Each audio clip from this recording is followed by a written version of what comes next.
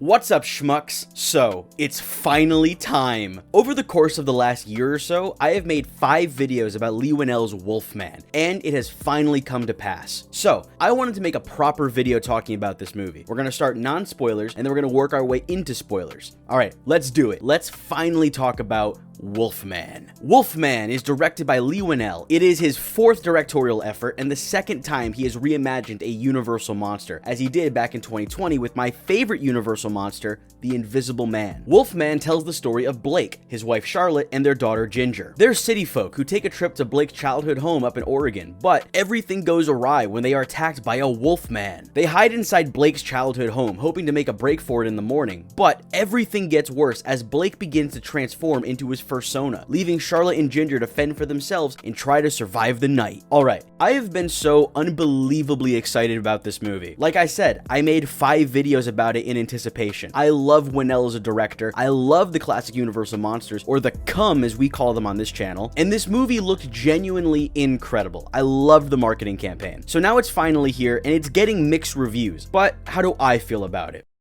I loved it. I really did. I thought this was great. Now, I do have a few issues with it, but I thought this was fantastic, and it met all my expectations except for one. But let's start with the most controversial piece of this whole thing, the design. I liked this design before the movie. I love it afterwards. I love what it represents, and I love the varying stages of Blake's lycanthropy. The journey of his transformation takes the entire second act, but every passing scene allows the practical effects to shine and challenges Christopher Abbott as a performer in interesting ways. I'll break down the design more in the spoiler section because it ties into what lycanthropy represents in this movie, but I really did like this. In motion and surrounded by the context of the film, it works perfectly. All the performances are good here, but it really is Christopher Abbott who shines the brightest. He starts the movie as a loving family man in a testy marriage, but then becomes a terrified man trying to put on a brave face to eventually becoming a full-blown wild animal. The transition into this is very gradual, and he does it so naturally. Matilda Firth as Ginger is the most adorable kid in a horror movie since Danny Torrance, and also very good. She's got a really good terrified scream to her. Maybe she's a scream queen in the making. And Julia Garner as Charlotte is fantastic. I love the way Charlotte is written as a very subtle and mannerism driven character. She doesn't have a lot of big reactions to things. She's quiet, she's subtle, and it's Garner's facial expressions doing a lot of the elaborating into Charlotte's thoughts. Also, I'm so used to Ruth Langmore that hearing Julia Garner not say fuck every second word in a funny accent was a bit jarring. But the family unit and the drama of this story is so incredibly compelling. There's an element of tragedy and heartbreak to all of Whannell's films, but I found that he sold it the best in this one. But this wraps into what lycanthropy represents in this movie: disease and generational trauma. Through Blake's transformation into the Wolfman, the movie tackles the feeling of watching a loved one suffer from a disease that you are powerless to do anything about. Charlotte and Ginger are forced to stand by and speculate what is happening to Blake as he suffers in literal silence as he feels his humanity slipping through his fingers. Not only is this incredibly endearing, it is heartbreaking. As for the generational trauma angle, that's something we'll discuss more in spoilers. But this movie isn't just depressing, it's also fairly tense. This movie's fear factor is a double-edged sword though, and on one end of that sword is a lot of solid and gripping suspense. There is a moment where the Wolfman is on all fours charging the family that actually triggered my fight or flight, and that was pretty cool. I'd never had a horror movie do that to me before. The hairs on my arms stood up. I didn't know what to do. It was,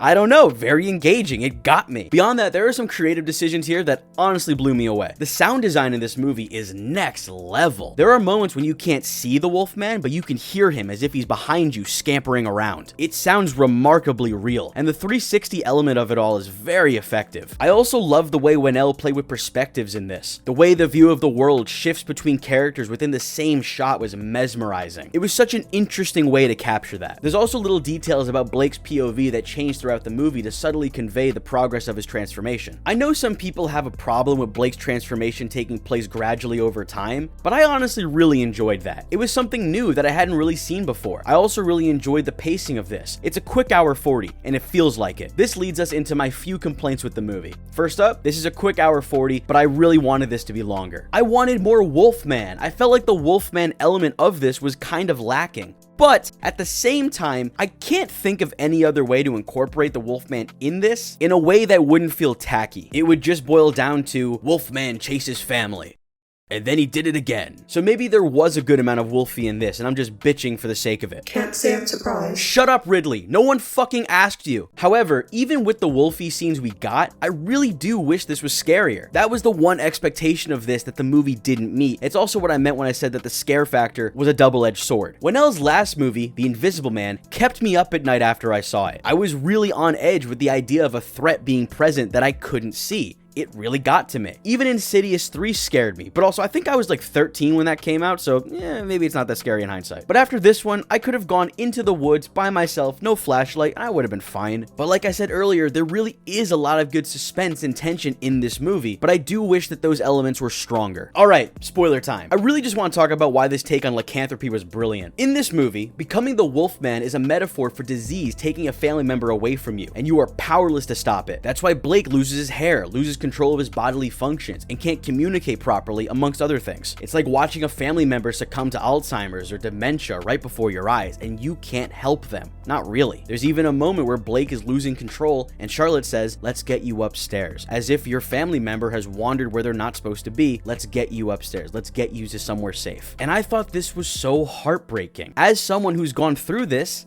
it just really connected with me. There's also a scene where Charlotte tells Blake how much he means to her and how much she loves him. And although it's not explicitly said, the undertones tell us that this is Charlotte finally saying the things to him that she struggled to say before. She finally found it in herself to tell Blake these things, but he's already too far gone and he never hears her. And fuck, my heart hurt after that. As for the generational trauma angle of the Wolfman transformation, it's the element of this I wasn't expecting, but found very engaging, especially on my second viewing. In the cold open, we see Blake's father berate him and show him exclusively tough love. Clearly, he does love Blake, but he has a hard time showing it. Perhaps from his time in the military, as he is clearly a former man of infantry. In the present day, we see Blake lose his temper and mirror his father with Ginger in a heated moment, but he is quick to apologize and explain himself to her, showing that while he is his father's son, he's trying to be better. Blake later describes his father as a man he was scared of and wanted nothing more than to get away from. And tragically, this relationship is mirrored once Blake becomes the Wolfman. Ginger is afraid of him, runs from him, and is likely scarred by him. This is also reinforced by the fact that the Wolfman who infects Blake is his father. He passes the torture trauma to his son. As hard as Blake tried, he could not avoid becoming his father and doing onto his child what Blake's father did to him. That is the tragedy of Wolfman, and that is the brilliance of Winnell's story here. Wolfman might not have been as scary as I wanted it to be, but beyond that, it was truly everything I had hoped for. It startled me, it disturbed me, it moved me, and it broke me. Every performance here is fantastic, but Christopher Abbott is a powerhouse, as his character is forced on a journey from man to animal, and Abbott plays it excellently. I loved Wolfman. I saw it twice, I'm tempted to see it a third time, and I look forward to whatever Leigh Whannell does next, come or otherwise. But that's it. I have poured so much time and energy into this movie. I started the Turkey Bites series just as an excuse to talk about it, and I am beyond pleased with this movie. I really did love it, but I'm also sad that this is over.